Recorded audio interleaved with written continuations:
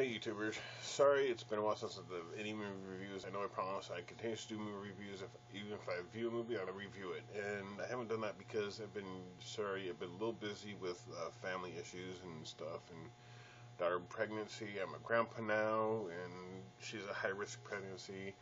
I have all kinds of things going on, so I do apologize, and I promise I will do more movie/game reviews. And I know I don't got a whole lot of viewers. I don't know what it is, but come on, man. I work for Blockbuster. I've been working here for almost 4 years now. 4 years. And I know my movies. And I get them before everybody else does.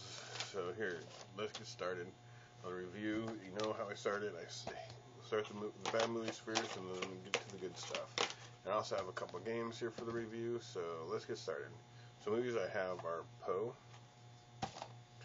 Madison County, Haywire, The Vow, and Underworld: Rise of the Vikings, and Street Fighter vs. Tekken, and Tom Clancy's Ghost Recon 2. Now, let's start with Poe. Starring Stello, Savanta, David Fine, Gene Silvers, and Sal Landy. Now, I only watched about like 5-10 minutes of this movie, and it really didn't grab me. It's a serial killer movie. I like my horror movies and stuff, but this one I couldn't really do. I couldn't even finish it. So this one I can't even rate it. It was terrible. I'll give it a 0. How about that? A 0 rating. So don't watch it. Madison County, starring Ace McCura as Kyle, Katie Stegman as Kristen,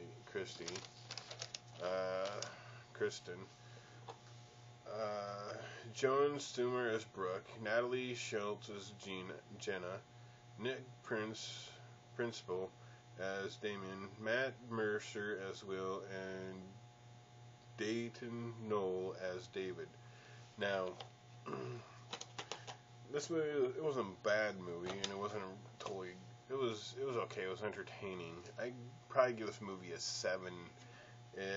It's about this county, Madison County, that it's kind of a hillbilly backwater area, and 4 kids are finding out what's about this kid's been getting these secret letters and stuff about this serial killer named Damon. Interesting name. If you don't know Damon, how about the Omen movie? He's got a brother who written this letter and stuff for this kid. And this kid takes his friend who's a photographer and their 2 girlfriends to this area and to go see it and find out the mystery of Damon and what's going on and blah blah blah. And it was too predictable. It wasn't a bad movie, like I said. It was entertaining, and you can always tell who was going to die next. So I mean, I think that's why I didn't like it too much. But I gave this movie a 7. It wasn't a bad movie, but it wasn't a totally really good movie. Now, next movie I have is Haywire, starring Gina Carano, Michael Agrippin as Scott, Channing Tatum as Aaron, Michael Douglas as Collins, Antonio Banderas Rodrigo, Michael Fassbender as Paul, and Ian McGregor as Ken. Now, it's about this girl who's wanting to kind of get out of the spy business and kind of go out on her own.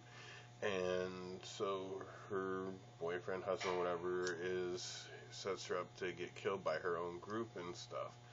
And I mean, for Gina Carano's first actual action movie and going from being a mixed martial art fighter, first female mixed martial artist, she did an awesome job in this movie. It was awesome. I really liked it. It was a movie that I'd highly recommend checking out. For her first movie, she didn't do too bad of a job. The acting could have been a little bit better, but hey, first movie going from mixed martial arts to a movie, it's going to be kind of wonky, but it was great. She did her own stunts. Everybody took their own blows. I mean, there was no stunt doubles in this movie at all whatsoever. Everybody took a licking. And it was a fun and great movie. I would recommend checking out. I give this movie an 8. I give it a little bit higher, but like I said, it was their first movie, and it could have been done a little bit better. But like I said, and if you movie buffs are out there and you guys are looking to make a Wonder Woman movie, use her. My goodness, she is statuesque. She is beautiful. She's very pretty, and she's very statuesque, and she would fit the role of Diana, and she can kick butt. So I mean, come on. If you're gonna make a Wonder Woman movie, use Gina Carrero. Next I have is The Vow, starring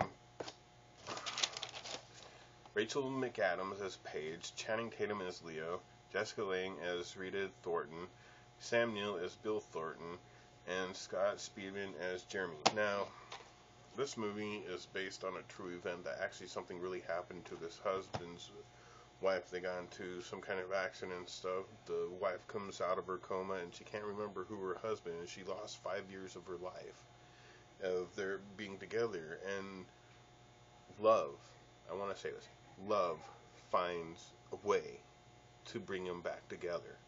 And it is a really good movie. I mean, the husband goes through a lot of stuff. So does the wife. They're trying to figure everything out.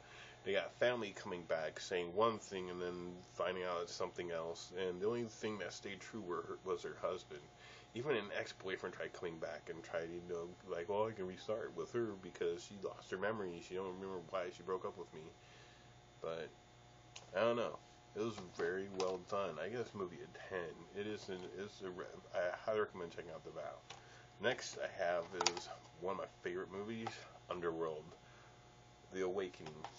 Awesome movie. I gave this movie a 10. It's fun. It has Kate Beckinsale as Celine, Stephen Ray as Dr. Jacob Lane, Michael Eli as Detective Sebastian, Theo Jane is David, India Elif is Eve, Sandine Lee is Lydia, and Charles Dance is Thomas, and Chris Holden is Quentin. Now, Kate Beckinsale comes back. The whole world has changed. She's been put on ice for a long time. The whole world's been changed, and things are happening around her. It's a movie you'd have to really see. I'm not going to give you a whole thing because it might ruin the movie for you guys, and I'm not that type of person. So check out Underworld. Next two things I have is the Street Fighter vs. Tekken and Tom Clancy's Ghost Recon. Now, Street Fighter vs. Tekken, game was okay. I'm not going to give it a good rating. I'm not going to give it a bad rating. I'm going to give it about a 5, a middle rating, because the Street Fighter characters were awesome. But you go to play the Tekken characters, and they sucked. Literally, I went to play Akuma. He is freaking hard with the Tekken characters, but if you play Akuma with Street Fighter character, you can kick Akuma's butt, which I have never had a hard time kicking Akuma's butt. And so, but I don't know. I mean, the game was not bad. I mean, the transitions were really kind of cool, and switching between the characters tag teaming was kind of fun.